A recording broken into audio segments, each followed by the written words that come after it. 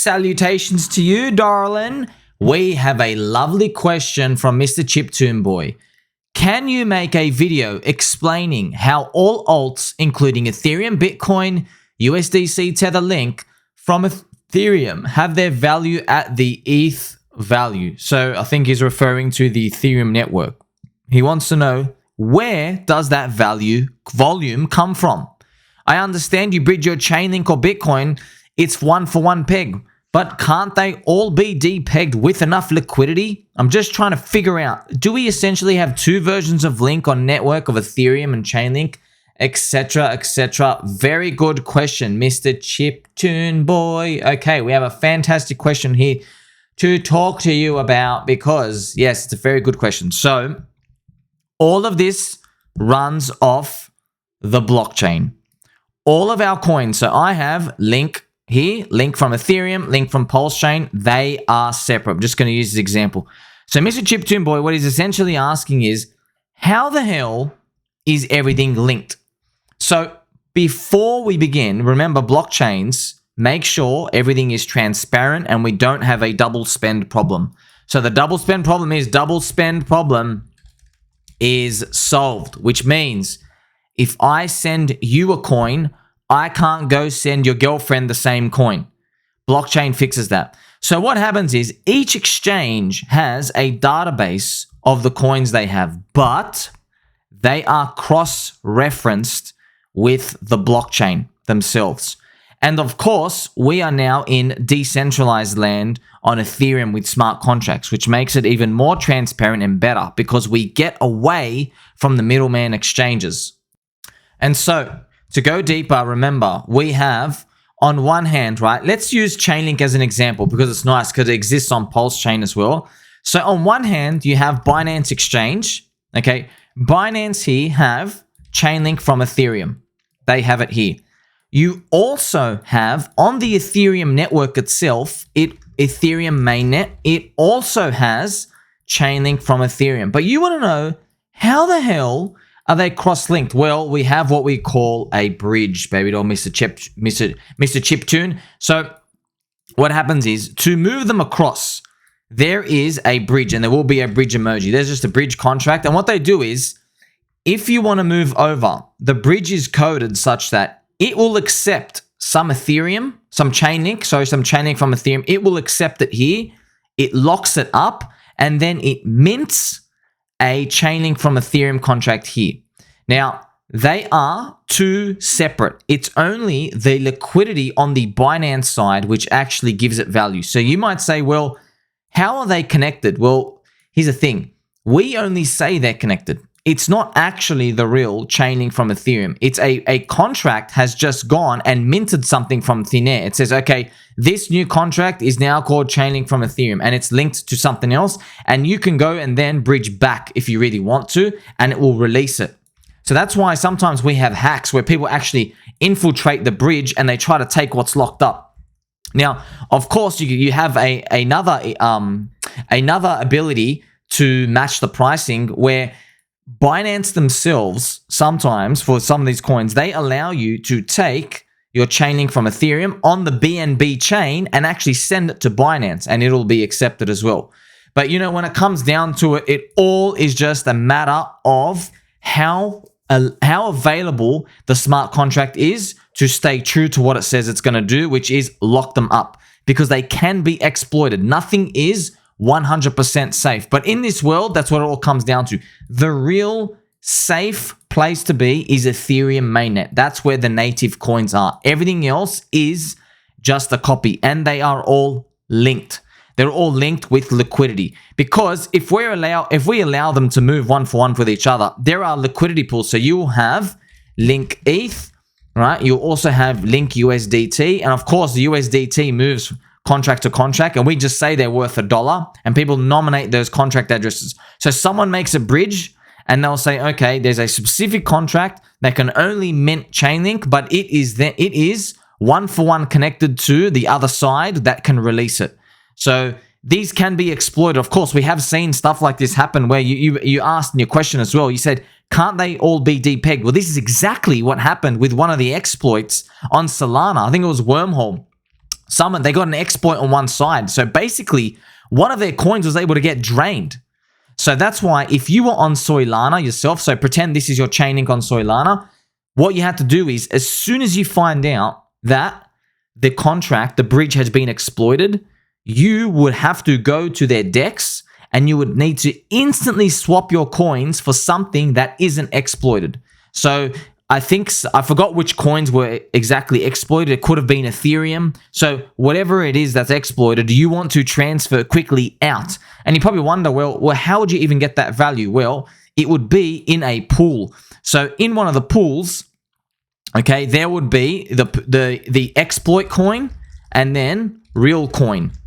Okay, so real coin could be like USDC, USDT, whatever it is. So you would want to sell quickly your exploit coin to get the real coin, and nobody would come to arbitrage it. So in normal circumstances, if there wasn't an exploit, if you were to sell the exploit coin down, let's say Ethereum is $1,900. Let's say you were selling it for $1,000 on Solana during this temporary moment. Well, if you were selling it cheap, someone could take your money, they could take your Ethereum and then they could go take it to the bridge and they could go release it on the other side and arbitrage it. They could go release a real coin on the mainnet Ethereum. That's if it had not been exploited. So that's why an arbitrage opportunity would present itself. But there was an exploit. So actually what would happen is those coins became useless. So you could be buying someone's Ethereum for $1,000, but when you go take it to the bridge, you can't get anything on the other side. There's nothing to be released, okay? So once again, I mean, we have to understand that all of these runs off code, and this is why a lot of permutations and combinations of problems can happen, and it's a very sensitive thing once you start moving with heaps of these different bridges going back, right, left, right, up, down.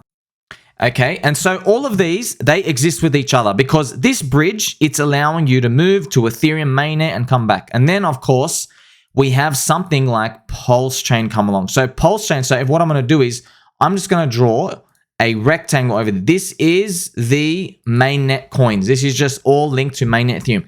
Then here comes Richard Hart making PulseChain. It is completely separate, but there's still actually a bridge to allow the Chainlink from Ethereum to exist. So you can move Chainlink from Ethereum into here, but you are given this Chainlink from PulseChain that exists on PulseChain. But of course, this can't go back. This becomes a new contract. It becomes Chainlink from PulseChain. It becomes a whole new address if you were to migrate it back. But the Chainlink from Ethereum can migrate one for one. So these obviously have nothing to do with each other. Well, theoretically they don't, but we know by the liquidity bonding they do. But they are completely separate entities.